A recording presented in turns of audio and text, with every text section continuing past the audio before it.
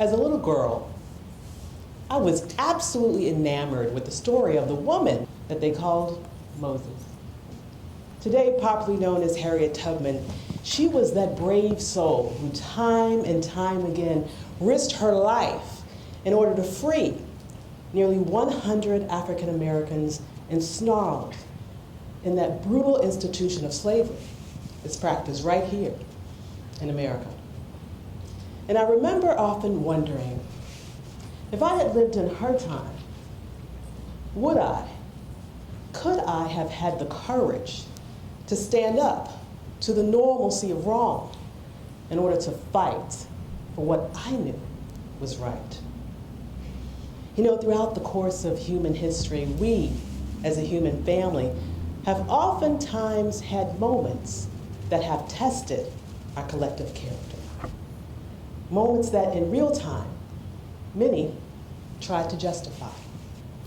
But now, throughout the perspective of history, we look back at these moments in shame, at the horrors that were wreaked, and we ask ourselves, how did we allow that to transpire? Still, in these moments of shame, there were those brave souls who stood up to that moment and who were willing to say those things that most would not say and do those things that most would not do. And soon, the brave actions of a few became the cause of the many. Bit by bit, a critical mass of brave souls came together in order to shift the moral trajectory of their time by just enough in order to create the change that for so long had been denied. You know, it's easy now, with the perspective of time, to look back at history and see it for what it really was. What's infinitely more difficult is to recognize collective failings in real time and be one of those brave souls who were to stand up in that moment in order to make those wrong things right. Today, we are living in just such a moment.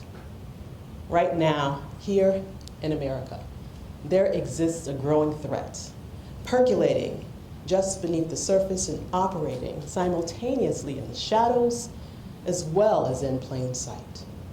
Today, we are experiencing a tremendous growth in a very dangerous form of divisive politics, a rather sinister style of tribal populism, one that is seeped in hate, division, anti-immigrant fervor, and one that serves as a fundamental threat to the very existence of our democracy. So you may ask yourself, how did this transpire? Well, in 2016, we experienced two very notable moments. On the one hand, we survived a particularly brutal and divisive presidential election season. And on the other hand, we also experienced a tremendous uptick in hate crimes in this country immediately following that election. And what's particularly interesting is that increase in hate crimes that we saw didn't just happen generally throughout the population. In fact, the largest upticks happened in those counties where we saw the largest margin of victory in that election. Also interesting, those counties that served as hosts to what we shall say were rather controversial campaign rallies, well, in those counties, we saw increases in hate crimes of over 200% as compared to nearby counties where no such rallies occurred. This disturbing reality foretells a really dangerous intersection between hate and politics in this nation that unfortunately didn't end with the conclusion of one particularly divisive presidential campaign season. In fact, the hate not only continued, it grew. According to FBI statistics, for 4 years in a row now, we have seen a continuous increase in hate crimes in America. including a nearly record-breaking jump in the year immediately following that presidential campaign. In fact, in 2017, we saw the largest increase in hate crimes in this country that we've experienced in fully 25 years.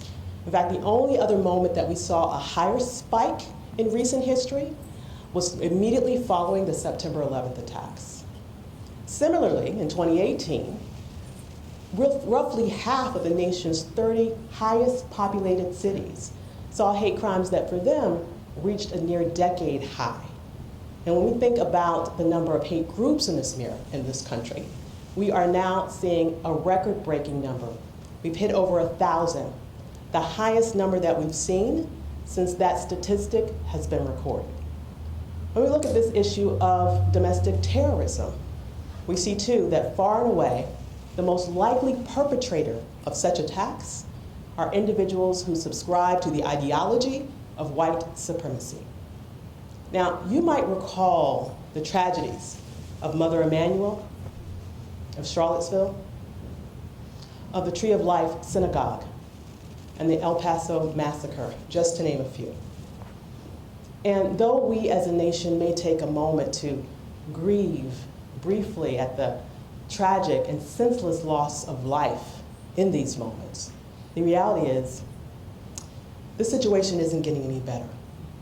In fact, it's getting worse. And it won't stop until we make the collective decision to make it so. And so to do that, we really have to understand what's at the root of this problem. For me, it boils down to two things. First, America's changing. As I stand before you today, the majority of babies born in America are in fact babies of color. When you combine that with the rate of immigration of people of color to this nation, it foretells a not too distant future in which America will no longer be a majority white nation. Now, in response to this population shift, political appeals to hate, fear, and division have become all the more commonplace in our political discourse. In fact, it's being used as a wedge in order to sow seeds of hate and division, as well as create a character or a culture of an us versus them type of ideology that pits one group against the other in order to be leveraged for political gain. Now, in spite of the anxiety that we're seeing right now as it relates to the declining population and how that might be related to the increase in hate in America, we are also seeing in a moment where this increased hate may lead to a threat to the very existence of our democracy. As it stands today, according to the studies from Clemson and Texas A&M universities, we have found that those Americans who hold racially intolerant beliefs, when they believe that people of color will actually benefit from democracy, they abandon their commitment to democracy altogether in favor of an autocratic system of government. In other words, a dictatorship. And so what we're really seeing here is the desire to freeze the social hierarchy as it stands today to be able to retain power, even when we get to a moment in which the ability to sway elections no longer exists. Now, another major factor that impacts the rise in hate and division that we are seeing in this nation right now has been the increased use of social media strategically in order to spread lies and in order to spread hateful messaging specifically to millions in order to impact political elections. Hate groups, too, have been especially prolific in their use of social media. But in order to use that for their nefarious gains, they have also impacted an entire ecosystem that they have constructed of privately developed digital media platforms that are used specifically in order for recruitment and for radicalization purposes.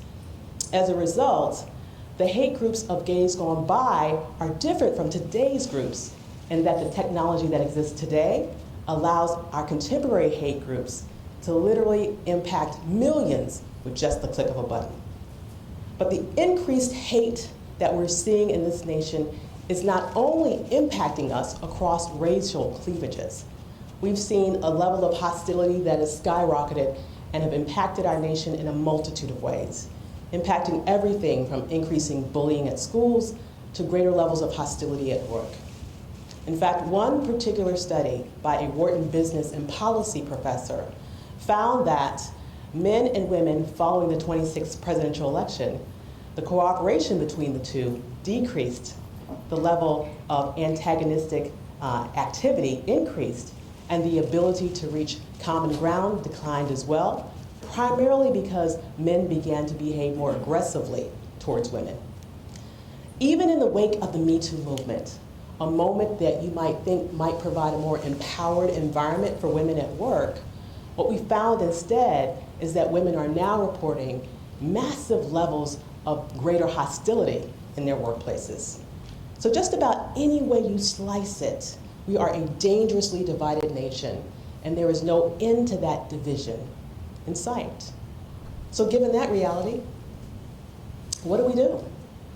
Well, for me, it boils down to 4 specific actions. First, parents need to be hyper-vigilant when it comes to the online activity of teenagers and young adults.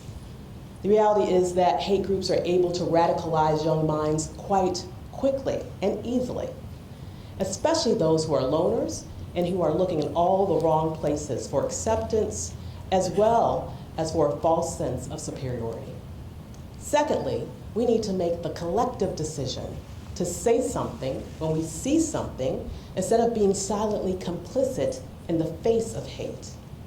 And third, we need to understand that we share a linked fate and that this nation needs the best from all of us, no matter our race, no matter our gender, no matter our religion, where we came from, how we got here, or who we love, in order for us as a nation to continue to be a leader on the global scale. But most importantly, each and every one of us must take a good hard look in the mirror and realize that this problem begins and ends with each and every one of us. And so to make the difference that we need to make today, it's critically important that each one of us is very honest with ourselves and realize that, quite frankly, for most of us, we've lived very isolated lives, separate and apart from one another.